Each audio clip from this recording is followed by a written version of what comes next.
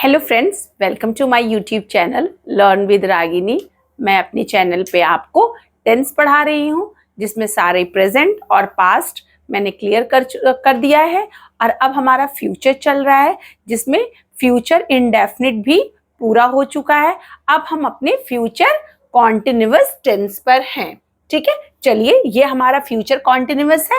अब मैं आपको ये समझाऊंगी कि फ्यूचर कॉन्टिन्यूअस के जो लाइंस या सेंटेंसेस होते हैं या टेंस होते हैं, उसको आप पहचानेंगे कैसे कि ये फ्यूचर कॉन्टिन्यूअस टेंस है। चलिए, पहचान इसकी क्या होती है?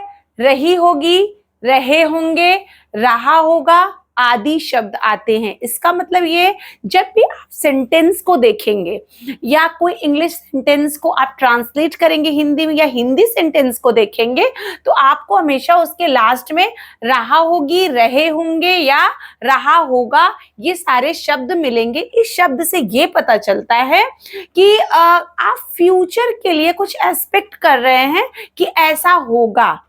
ये आप पे डिपेंड है कि आप कितने परसेंट श्योर हैं। आप 100% श्योर हैं, या 80% हैं, या 60% हैं, 40% हैं। तो ये उस हिसाब से आगे मैं आपको फिर बताऊंगी इसको कि विल के साथ जब हम बनाते हैं तो परसेंटेज के साथ भी एश्योरिटी आप जितनी है, जितना भी आप श्योर हैं, तो उसके हिसाब से हम विल, वुड, शैल, मस्ट, ये सारे शब्द लगाते हैं। लेकिन अभी हम सिंपल आपको टेंस बता रहे हैं, इसलिए मैं चाहती हूं कि जो बिगिनर्स हैं वो ज्यादा कंफ्यूज ना हो, सीधा समझ सके चीजों को। फ्यूचर कॉन्टिन्यूअस टेंस में आपको विल बी और शैल बी का यूज करना होता है, but nowadays we are not using shall be. अब हम टेंसेज में ये नहीं वो करते हैं कि आई और वी के साथ हमें शैल लगाना है। अगर आप लगाते हैं तो रॉन्ग नहीं है, बट नहीं लगाते हैं तो तब भी पे आपके सेंटेंस रॉन्ग नहीं है। आप विल बी के साथ में अपने सेंटेंस बना सकते हैं। तो आपको इस सेंटेंस से यही पता चलेगा हमेशा कि ये चीजें होने होंगी या हो रही होंगी, फ्यूचर में कंटिन्यू रहेंगी। इस सेंटेंस से बस ये क्लियर होता है कि फ्यूचर में ये काम कंटिन्यू रहेगा। ओके, चलिए अब हम अपने सेंटेंसेस की तरफ चलते हैं। पॉजिटिव सेंटेंसेस, जिसमें ना कि हम नहीं का इस्तेमाल करेंगे, ना कोई क्वेश्चन वर्ड लगाएंगे। तो नहीं में पॉजिटिव मीन्स अफर्मेटिव सेंटेंसेस। अगर हिंदी में कहे साधारण सेंटेंस की पहचान क्या होती है? तुम आटा गूंद रही होगी। तुम आटा गूंद रही होगी मीन्स अब फ्यूचर की बात करें, अगर एक हम शब्द इसमें बढ़ा लें, तुम कल आटा गूंद रही होगी, थोड़ा सा सेंटेंस लंबा हो जाएगा, इसलिए मैंने कल परसों ये सब नहीं मैं लगाती हूँ, क्योंकि बिगिनर्स को अभी सीखना है टेंस के रूल, तो सेंटेंस ज्यादा कॉम्प्लिकेटेड नहीं होने चाहिए। तो तुम आटा गूंद रही होगी, ठीक है, ये हमारा सब्जेक्ट है यू। ठीक है, अब हमारा जो हेल्पिंग वर्ब आएगा वो विल आएगा। यू विल बी, हमेशा विल बी और शैल बी यूज होता है, बट आपको मैं सिर्फ विल बी के साथ ही बताऊंगी। अगर आप चाहें तो आई और वी के साथ, जब सब्जेक्ट आई या वी हो तो आप शैल बी लगा सकते हैं। यू विल बी के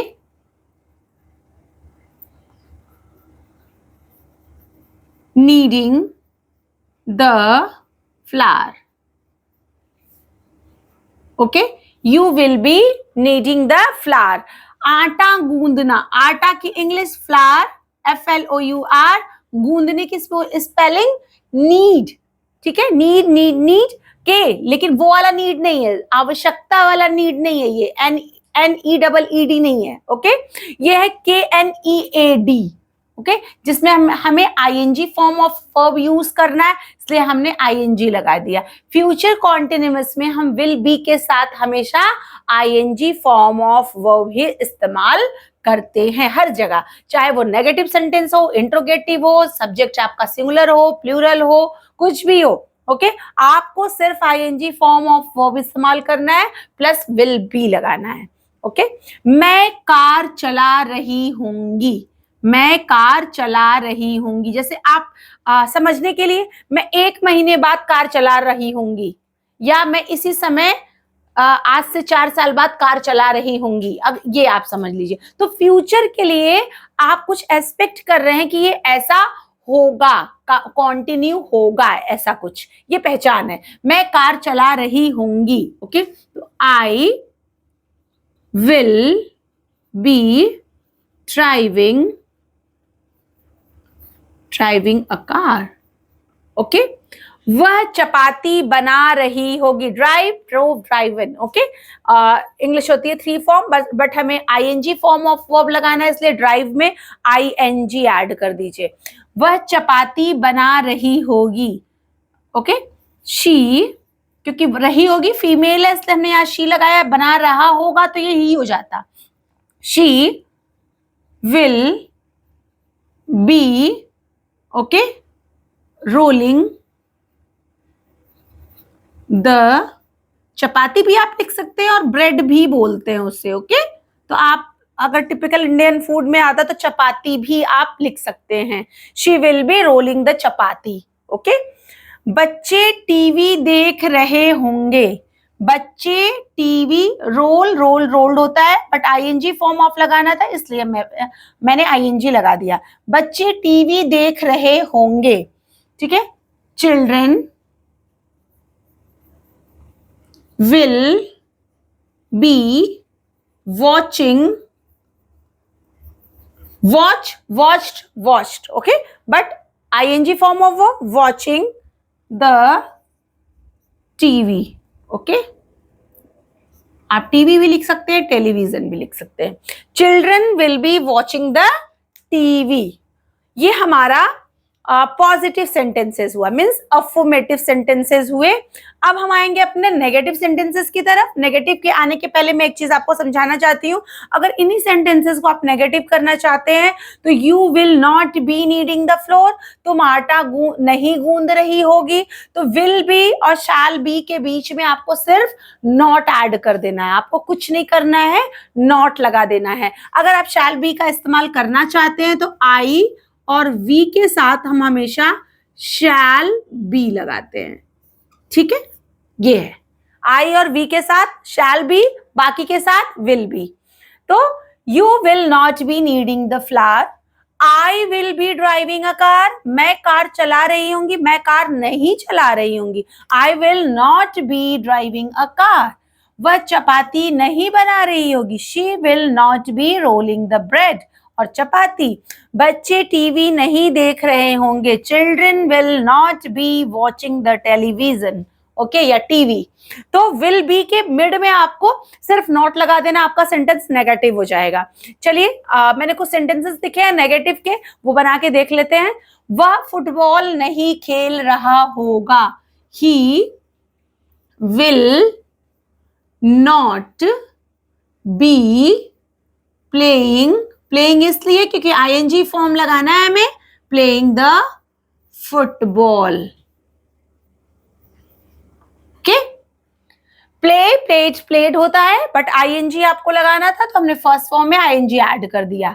हम घर को नहीं सजा रहे होंगे, we will not be decorating the home, okay. Home decor होता है, बस उसी हिसाब से आपको बना लेना है। हम घर को नहीं सजा रहे होंगे, we will not be decorating the home, decorated, okay, but ING हमें लगाना था इसलिए हमने डेकोरेट में आईएनजी ऐड कर लिया। मेरी माँ खाना नहीं पका रही होगी, my, okay, mother will not be cooking the food, cooked, but ing form of verb cooking, okay, cooking the food। तो आप ये समझ चुके होंगे आई थिंक। कुछ नहीं आपको करना, नेगेटिव सेंटेंसेस में सिर्फ नॉट लगाना है विल बी के बीच में। चलिए हम इसके फॉर्मूला की तरफ चलते हैं। इसकी फॉर्मूला भी बहुत इजी होता है, जैसे ये टेंस बहुत इजी होता है समझना। सब्जेक्ट, अगर पॉजिटिव की बात की जाए, subject plus will be plus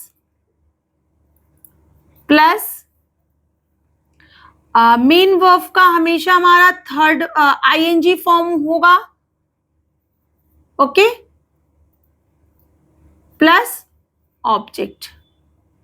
ये हमारा पॉजिटिव के लिए formula, subject plus will be plus main verb का ING form then object, subject will be ING form of verb and then object, okay, subject plus will be ING form of verb object, subject will be ING form of verb object, subject will be ING form of verb object. ये हमारा formula हो गया। अगर हम negative के formula की बात करें तो कुछ नहीं करना है आपको, again subject plus will plus not plus be plus ING form of verb plus object. ये हमारा नेगेटिव के लिए फॉर्मूला है, subject plus will plus not plus be plus ING form of verb and then object, subject will not be ING form of verb object, subject will not be ING form of verb object, okay. तो generally future में आपको object मिलता है, कुछ sentences ऐसे होते हैं जिसमें नहीं भी होता है, कोई नेसेसरी नहीं है कि होना ही है, कुछ ऐसा नहीं है। आप जैसा सेंटेंस बनाएंगे, अगर है तो आप उसे मेंशन करेंगे, नहीं है तो नहीं करेंगे। तो अगर आपको मेरे पढ़ाने का तरीका अच्छा लगता हो, मेरी क्लास अच्छी लगती हो, तो प्लीज मेरे चैनल को सब्सक्राइब करिए, लाइक करिए, शेयर करिए, कमेंट करिए। कोई क्वेरी हो तो आप प्लीज मुझसे पूछ सकते हैं कमेंट बॉक्स में। Thank you.